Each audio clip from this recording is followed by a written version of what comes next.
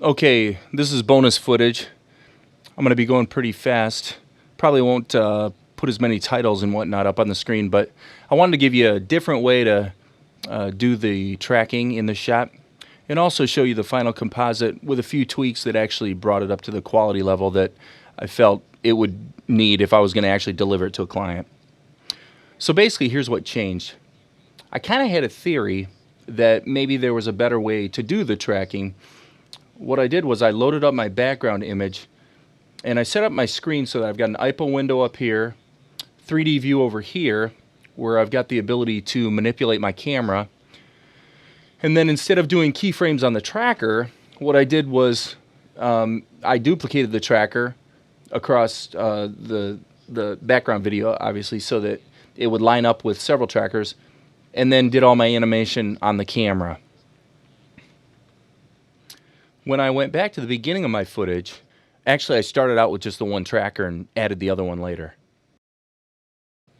As I worked my way through the video, I added trackers as more of them became visible. Just made duplicates and copied them. So the point being that instead of animating the trackers, it's just the camera that gets animated. Now I animated the camera in two different ways. If you go to your IPO window and look at this, you'll see that I actually did an animation of the camera lens setting. And the way I did that was I actually set up a camera and zoomed it at different levels from about the distance it looks like this was shot from to figure out what the camera lengths needed to be at, obviously at the beginning of the zoom and at the end of the zoom. So it looked to me like at the end of the zoom it'd be around 15 millimeters and at the beginning was around 50 some. So I did a rough cut animation, so the trackers pretty much were roughly the right size before the point where the camera starts panning. And the reason I did that, I could have just dollied the camera in. But I knew that obviously this shot was done using a zoom. So I didn't know necessarily what distortions might take place because of doing that move as a zoom instead of a dolly. It may not make any difference, but I wanted to try to emulate what they actually did. So anyway, first I did that and then moved on after I roughed it in to go ahead and go back to my object settings and animate the camera's actual translations. So in this case, I didn't size anything. What I did was I moved the camera in the X, Y, and Z. And you can see what I did here. I just grabbed these little, I used the grabbers, and I can move it in the 3D view and then see the results in my other 3D view that shows my background image. One thing you want to keep in mind is use your shift key liberally. So when you grab the grabber, if you hit your shift key, you can get a very fine adjustment on your motion. If you don't use the shift key, the movement's kind of coarse and it's really hard to control. So really what I did was I scroll forward in the video until I reached a point where I could see two tracking markers. And I think the third tracking marker, the one to the far right and left, were not yet in there. So I basically added them when I saw them come into the view and it made sense to put them in there. So at no point did I rotate the camera because here's why. When you get to the part where the camera turned on its tripod, if I was to actually turn the camera, rotate it, what would happen would be, well, I'll show you here. Okay, you can see the plane that represents the background. There you go. It's all boogered up.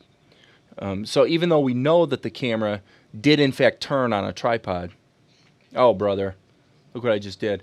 Boogered up my rotation settings. So give me a second. Let me reload the project.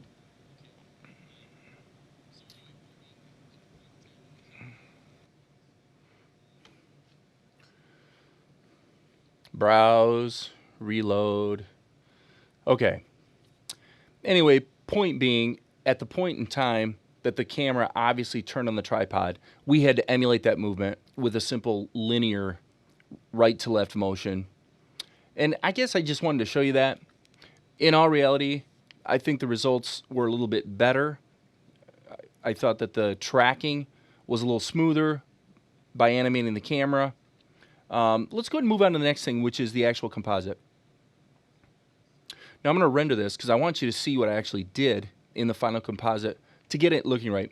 I felt what I had was, in the initial video, it was pretty good, but I felt like, you know what, let's go ahead and do a little additional tweaking, try to get it perfect. So I'm going to whip through this right here and just kind of show you what I did. The first thing I did was, in the background footage, is I went ahead and desaturated it a little bit. And the way you do that is with add, color, hue saturation value. So tweak that just a little bit. In the prior video, I already went through the vector blur. I also, in the initial composite, I had blur on the entire background image. And, you know, the subject is so sharp that I decided to just get rid of that node. So I'm going to go ahead and just take that out and bypass that. Just decided that was a little overkill on the blur, especially because the vector blur was fairly aggressive in this shot. Save early, save often. So now as far as the subject goes, I did not actually use the alpha channel that was baked into the target files. I went ahead and I took the alpha. I did use it, but I didn't use it as is. I went ahead and put it through a blur, 5-pixel blur, size, you know, about halfway to maximum. And then I used a color ramp to choke the matte. Okay, so watch closely. See, when you blur it, you're gonna kind of have a halo, but it softens that edge.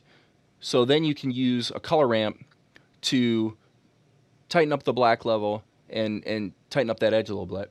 So the next thing I did was I still wanted that transparency right at the edge, so I went ahead and blurred it again. As you can see, it's going through a color ramp, another color ramp. I put that in there just in case I needed to choke it a little bit more.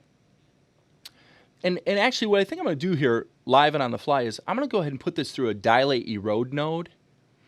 And it needs to go right there. What I want to do is, yeah, that's even better. Instead of choking the matte some more, I just dilated it, which basically takes the entire perimeter of the matte and decreases it in size by 1 pixel. And that really seems to be creating a real nice edge and just sewing the subject and the background together even better.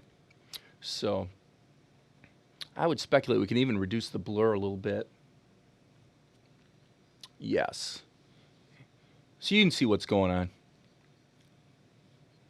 So, you know, it just, like I said, it's a lot of touchy-feely stuff, but, you know, you just want to kind of sew your subject together with the background real nice. Now, I also ran the subject through an RGB node, color curve node.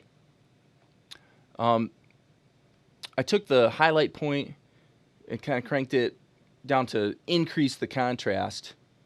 Obviously, the background had a lot of contrast. She was a little bit flat by comparison. I actually did take out a little bit of red and a little bit of blue to kind of warm the picture up a little bit. Let me show you the difference just by bypassing the curve so you can see, you know, it looks pretty bad. So it's definitely needed a little work there.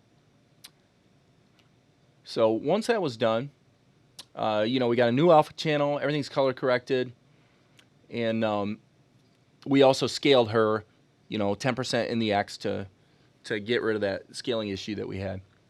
And so now I'm going to go ahead and pause and render out the finished result for you. And here it is. I'm going to go ahead and let it run 3 times in a row, so you can see. You know, again, could you make it any better? Yeah, you probably could. But this shot goes by pretty fast. I think it looks all right.